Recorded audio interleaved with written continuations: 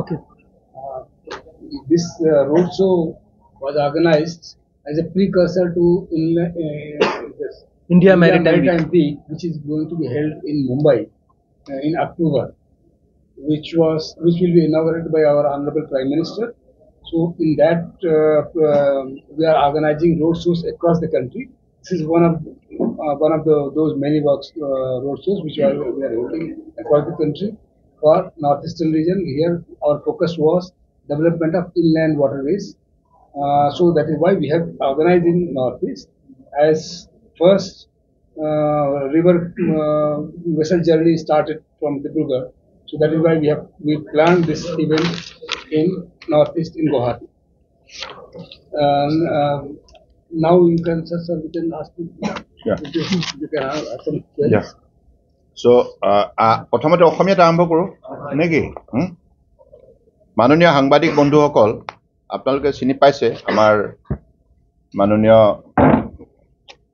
অসম চৰকাৰৰ ট্ৰান্সপোৰ্ট মন্ত্ৰী যোগেন মোহন ডাঙৰীয়া আৰু আমাৰ মিনিষ্ট্ৰী অফ পোৰ্ট শ্বিপিং ৱাটাৰৱেজৰ ছেক্ৰেটাৰী টি.কে. ৰামচন্দ্ৰন ডাঙৰীয়া আৰু এফালে আমাৰ ইনলেণ্ড ৱাটাৰৱেজ অথৰিটি অফ ইণ্ডিয়াৰ ভাৰপ্ৰাপ্ত অধ্যক্ষ সুনীল সিং ডাঙৰীয়া।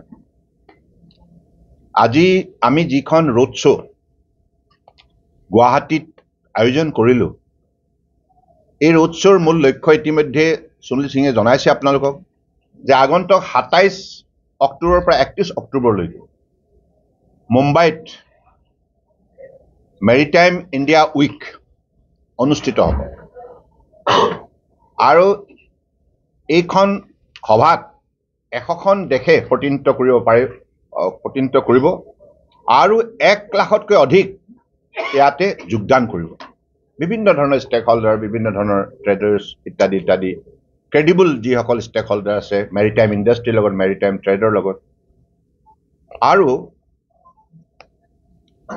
এইখন সভাত কেইবাগৰাকীও মেৰিটাইম নেশ্যনৰ মন্ত্ৰী থকাৰ উপৰিও মাননীয় দেশৰ প্ৰধানমন্ত্ৰী নৰেন্দ্ৰ মোদী ডাঙৰীয়াই এই সভাত উপস্থিত থাকি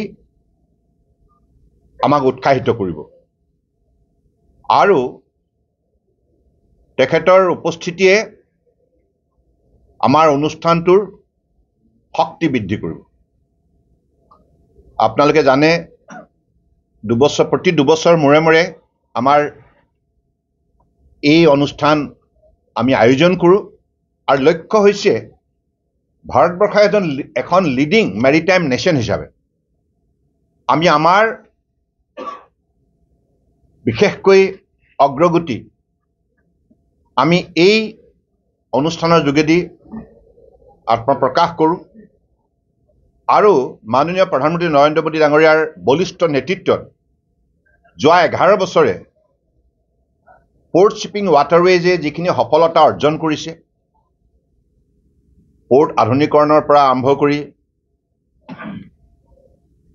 পোৰ্টৰ শক্তি বৃদ্ধি কৰা, যোগ্যতা বৃদ্ধি কৰা, ব্যৱস্থা বৃদ্ধি কৰা, সা সুবিধা বৃদ্ধি কৰা, টেকনলজিকেল ইনকৰ্পৰেশ্যন ইত্যাদি ইত্যাদি, আৰু ইয়াৰ উপৰিও আমাৰ নতুন নতুন আমি আইন ব্যৱস্থাৰ যোগেদি এই ছেক্টৰৰ লগত কাম কৰা লোকসকলক যেনেধৰণে আমি সুবিধা প্ৰদান কৰিছোঁ আৰু তেখেতসকলে ব্যৱসায় কৰিবৰ বাবে সহজলভ্য কৰি তুলিছোঁ।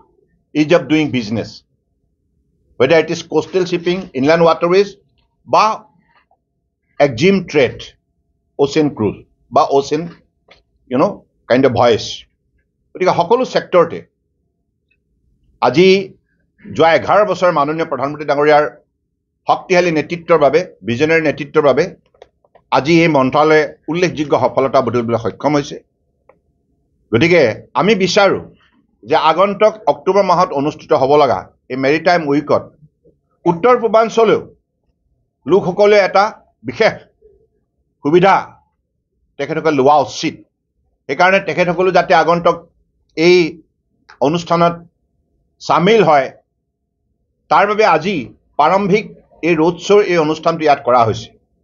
আৰু এই ৰোড শ্ব' কাৰ্যক্ৰমৰ যোগেদি আমি উত্তৰ পূৰ্বাঞ্চলৰ যিটো জলমাৰ্গ আমাৰ জলপথ আছে ইয়াত কিমানখিনি সম্পদ সম্ভাৱনা শক্তি আছে আৰু ইয়াৰ যোগেদি আমি চুবুৰীয়া ৰাষ্ট্ৰৰ সৈতে কেনেধৰণে ব্যৱসায় বাণিজ্য কৰিব পাৰোঁ ভাৰতবৰ্ষৰ অন্যান্য ৰাজ্যৰ সৈতেও আমি কেনেধৰণে ব্যৱসায় বাণিজ্য কৰিব পাৰোঁ ইয়াৰ বাবে যিটো যাতায়াত ব্যৱস্থা যিমানখিনি শক্তিশালী কৰা হৈছে ইয়াৰ বাবে আন্তঃগাঁথনি গঢ়ি তোলা হৈছে জেটি হওক টাৰ্মিনেল হওক whether it is terminal for cargo vessel, passenger vessel,